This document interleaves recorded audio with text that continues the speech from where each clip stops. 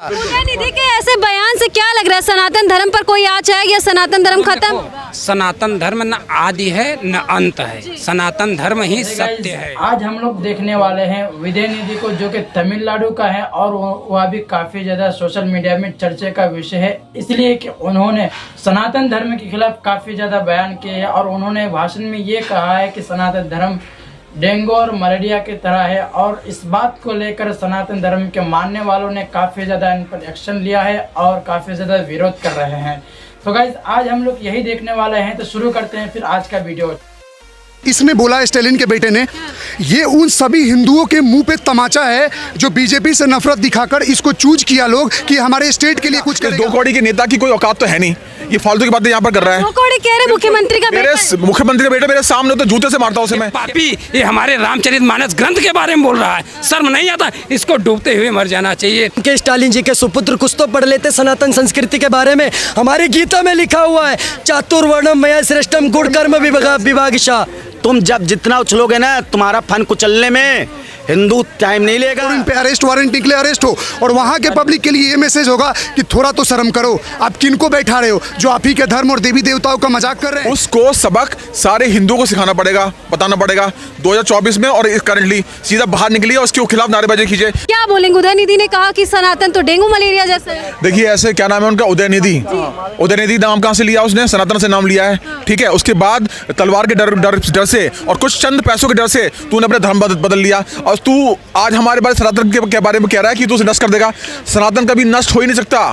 कैसे नष्ट हो सकता? कि जिस चीज का शुरुआत होती है वही तो नष्ट होता है। इसकी शुरुआत कभी नहीं है, हमेशा चलता रहा, ये अनंत काल से चलता रहेगा। और ये 4 युग बार बार निकल के आएंगे। इस दो कौड़ी के नेता की कोई औकात तो है नहीं, ये फालतू की बातें यहाँ पर कर रहा है। दो कौड़ी कह रहे मुख्यमंत्री का बेटा, मुख्यमंत्री का बेटा मेरे सामने तो जूते से मारता उसे मैं। उसकी इतनी हिम्मत कैसे होगी हमारे धर्म के बारे में बोलने की? अगर मैं उसके धर्म के बारे में निकालना शुरू करूँ, क्या है तुम्हारा धर्म? सनातनी बर्दाश्त कर रहे हैं कि नहीं? ये कैसे बर्दाश्त कर रहे हैं मैडम? ये तो समझ लीजिए स्वयं विष्णु है। स्वयं विष्णु मतलब समझते हो, शांत है। विष्णु बनने में ज्यादा समय नहीं लगेगा, लेकिन फिर भी एक ऐसे पागल आदमी की बात को हम लोग, इसका मतलब ये नहीं कि हम किसी को मारना काटना शुरू कर देंगे, लेकिन इसकी औकात सभी सनातन संतों को बतानी पड़ेगी। जितने भी भगवाधारी हैं, जितने भी संत समाज, जितने भी हिंदू हैं, अपने फेसबुक पे जाओ और इसका कड़ा विरोध करो और सड़कों पे निकलो। और इसको जब तक जेल की चक्की ना पीसे तब तक बिल्कुल शांत ना हो। अच्छा, इतनी हिम्मत उनको कहाँ से है कि वो सनातन को ऐसे बोल दे रहे और खत्म करने की बात करी जा रही है? देखो, उनको इतनी हिम्मत ऐसे आई कि हम इन्हें पालते हैं।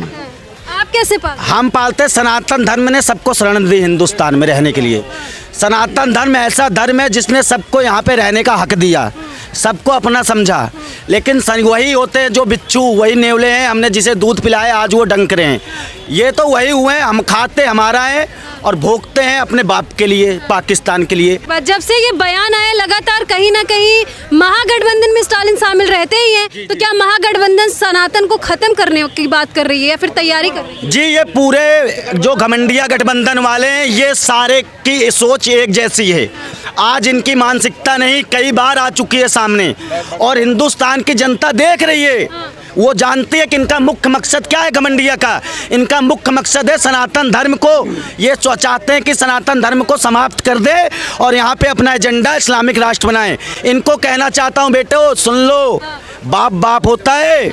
तुम जब जितना उछलोगे ना, तुम्हारा फन कुचलने में हिंदू टाइम नहीं लेगा। इसने बोला स्टालिन के बेटे ने, ये उन सभी हिंदुओं के मुंह पे तमाचा है जो बीजेपी से नफरत दिखाकर इसको चूज किया लोग कि हमारे स्टेट के लिए कुछ करेगा। ये उन वोटरों को सबक मिलना जरूरी था कि आप किसको चूज कर रहे हो, उनका असली चेहरा क्या है। ये जो सांप की तरह चेहरा खाल उधार रहे हैं अपने बार बार हर दिन में। कुछ दिन पहले सुक्कू जो वहाँ के सीएम थे हिमाचल प्रदेश के, वो बोलते हैं ये बीजेपी की हार नहीं हुई है, ये सनातन की हार हुई है। सनातन वो है ना जो चींटी पे भी पैर रखने से पहले पैर हटा लेता है क्योंकि जीव हत्या पाप मानते हैं।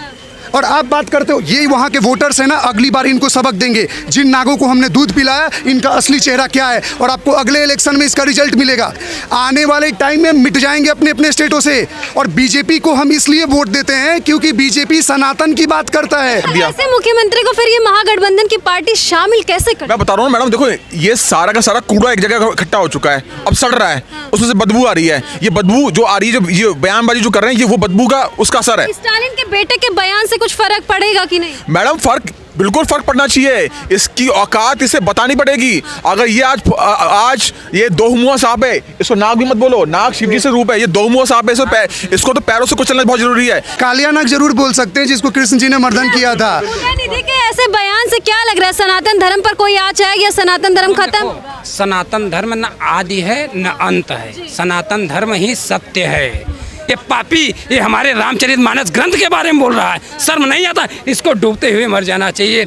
इनको जैसा ये करते हैं उनको उसी हिसाब में तमाचा मारो। दीदी को क्या करेंगे, आप कुछ कर पाएंगे क्या? देखिए हमारा तो स्टेट अलग अलग है, हम यही कर सकते हैं कि ज़्यादा से ज़्यादा लार्ज अमाउंट में हम ऐसा एक सैलाब लाएंगे, ट्वीट करवाएंगे ट्विटर पे कि इनको लोग समझे इनका मानसिक चेहरा क्या है और इन पे अरेस्ट वारंट निकले, अरेस्ट हो। और वहाँ के पब्लिक के लिए ये मैसेज होगा कि थोड़ा तो शर्म करो, आप किनको बैठा रहे हो जो आप ही के धर्म और देवी देवताओं का मजाक कर रहे हैं। अरे वोट के लिए दो थोड़े से कुछ लोगों को खुश करने के लिए आप सनातन का मजाक करा देते हो ताकि कुछ दूसरे कम्युनिटी के लोग खुश हो जाएं और आपको वोट दे। इतना मत गुरो, अपना अब पहचान तो नहीं छुपाते ना। मानता हूं कि आपको वेदों के श्लोक याद नहीं है, मानता हूं आपको ग्रंथों के नाम याद नहीं है। अरे जन्म से भी हिंदू जो हिंदू नहीं है वो भी हिंदू है। इस भारत में अगर हो ना, आप ग्रंथ वेद श्लोक नहीं याद है फिर भी आप बाई द बर्थ हिंदू हो। मैडम देखिए, ये विडंबना समझ लीजिए कि यहाँ से डिस्टेंस बहुत दूर है, समझ रहे हैं ना। वो अगर यहाँ नज़दीक में होता तो उसका सबक दे चुके होते हम लोग। उसको सबक सारे हिंदुओं को सिखाना पड़ेगा, बताना पड़ेगा 2024 में। और करंटली सीधा बाहर निकलिए और उसके खिलाफ नारेबाजी कीजिए। कब तक हम लोग झुकेंगे? के स्टालिन जी के सुपुत्र कुछ तो पढ़ लेते सनातन संस्कृति के बारे में, कम ज्ञान है। और जब कम ज्ञान होता है ना तो खतरनाक होता है। आज मेरा सवाल इनसे है, इन घमंडिया और 28 चिरकुटों से सवाल करता हूँ मैं, क्या अभी भी ये लोग जा करके उनके साथ गठबंधन करना चाहेंगे? इस देश में 110 करोड़ सनातनी है और भाई साहब जो राम का नहीं वो किसी काम का नहीं। ये एक्चुअली में ना डेंगू मलेरिया बोल के ना, ये उनके स्टेलिन के लिए नहीं है। मेरा अगर वहाँ की पब्लिक देख रही है तो ये आप सभी के लिए है। कैमरा मेरे ऊपर फोकस करो। आप ये सब सोचो कि someone is saying that your dharma is like a dengue malaria and whatever disease is claiming. आप समझो कि वो आपको गाली दे रहा है क्योंकि आप उस सनातन से जुड़े हुए चीज़ स्थलों पे जा रहे हो, आप मंदिर में जा रहे हो, आप बड़े बड़े धर्म स्थलों में जा रहे हो, पूजा पाठ कर रहे हो। मतलब कहना क्या चाहता है वो कहना ये चाहता है कि आप उस जगह में जाओगे तो बीमारी लेकर आओगे। तो आप शर्म करो, डूब मरो। इस होने के बाद घटना अगर आप उसको वोट दे रहे हो तो आपसे घटिया और निर्लज आदमी उस क्षेत्र की जनता से कोई नहीं हो सकता। सो रिजेक्ट हिम। कमेंट बॉक्स में जरूर कमेंट करके बताना। तो गाइस, तो फिर मिलते हैं अगले वीडियो में, तब तक के लिए जय हिंद।